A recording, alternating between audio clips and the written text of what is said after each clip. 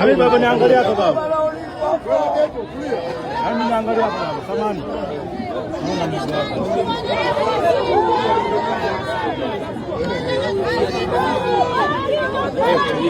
Oh baba. Oh baba.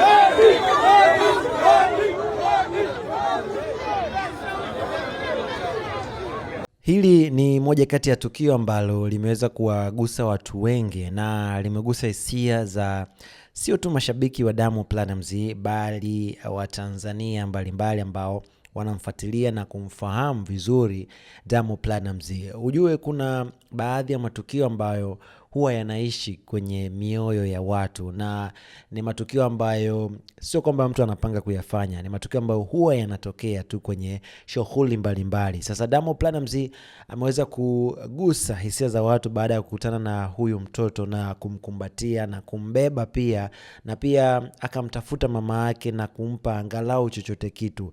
Moja kati ya matukio bora zaidi kuwahi kutokea, na nikwambie tu haya ni matukio ambayo kama yanapata ile saundi ya kusikitisha. Najua unafahamu zile sound ambazo huwa mara nyingi zinapatikana TikTok, kwenye mitandao mbalimbali ya kijamii. Akipatikana mtu ambaye anaweza akaiweka sound yoyote ya kuliza, nafikiri utalia. Na kiukweli Diamond Platnumz amekuwa ni mmoja kati ya wasanii ambaye amekuwa akiendelea kugusa baadhi ya watu ambao ni wa hali ya chini, kwa sababu yeye pia huwa anazungumza kwamba ametokea kwenye mazingira ambayo ni magumu na ameshasema sana historia yake.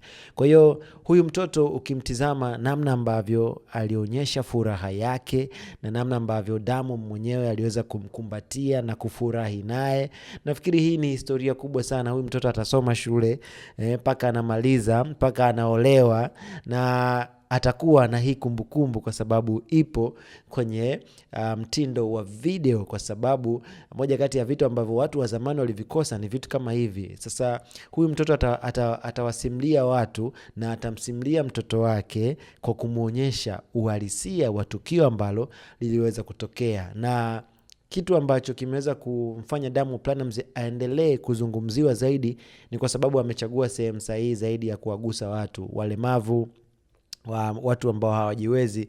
Ni moja kati ya watu ambao ukiwagusa lazima nchi itaona, lazima Watanzania wataona. Ukitizama vizuri huyu mtoto anatembelea mguu mmoja, yani mguu mmoja haupo na anatumia fimbo kutembelea mguu ili atimize miguu miwili. Kwa hiyo ni moja kati ya tukio ambalo linagusa hisia za mtu yoyote ambaye amebarikiwa moyo. Unajua kuna matukio mengine hata kama hauna moyo wa huruma, basi huo moyo utakuja tu. Diamond Platnumz ameweza kumpa furaha mama yake. Ukimtizama hapo mama yake machozi ya furaha yanamtoka, lakini pia namna ambavyo watu waliokuwa wamejitokeza hapo, namna ambavyo wamefurahi kuona kitendo ambacho ameweza kufanya Diamond Platnumz kimekuwa kitendo bora zaidi. Na nikwambie tu kwamba haya matukio yanaishi sana, kwa sababu ukija kufuatilia namna ambavyo mtu anafanya kitu ndivyo ambavyo watu wanaendelea kumkumbuka zaidi.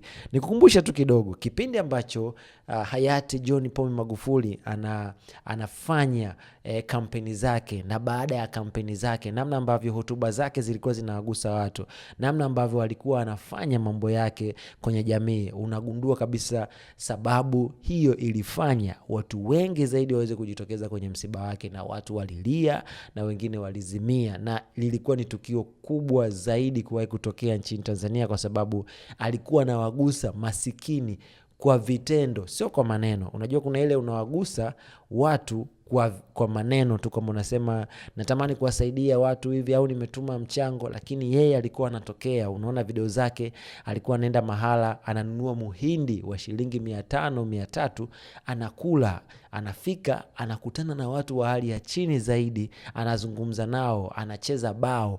Yani alikuwa anakutana na watu, anakula madafu. Yani alikuwa anakutana na watu ambao hauwezi kutegemea kwamba rais anaweza akakutana na mtu kama huyu.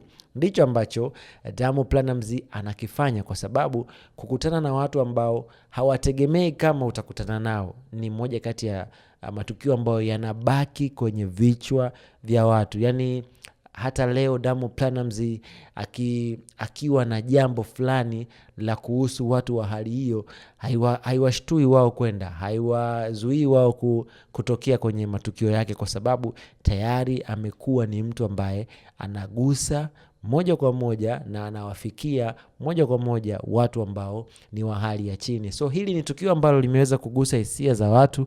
Nikaona acha nikusogezee, kwa sababu comments ambazo zimeweza kupatikana ni positive zaidi, ambazo zinampongeza Diamond Platnumz, zinamtaka Diamond Platnumz aongezewe maisha zaidi. Wengine wanatamani zaidi kuwa karibu na Diamond Platnumz.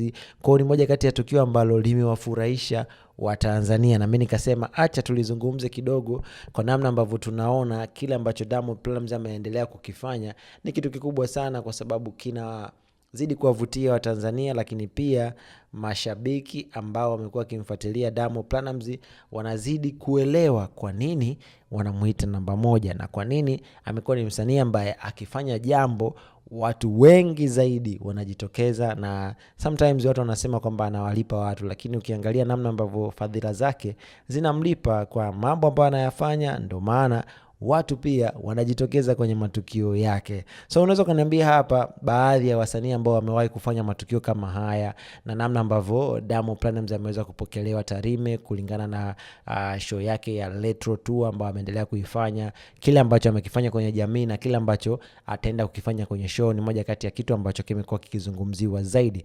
Niambie kwenye sehemu ya comment, lakini pia usisahau kusubscribe na kutufollow kwenye mitandao yote ya kijamii, Facebook, Instagram na Twitter.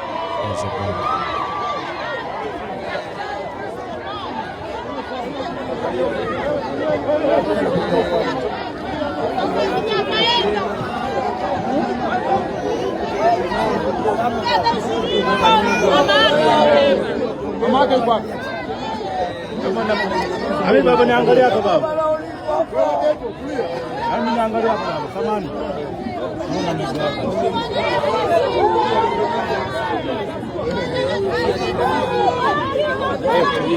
Oh baba. Oh baba.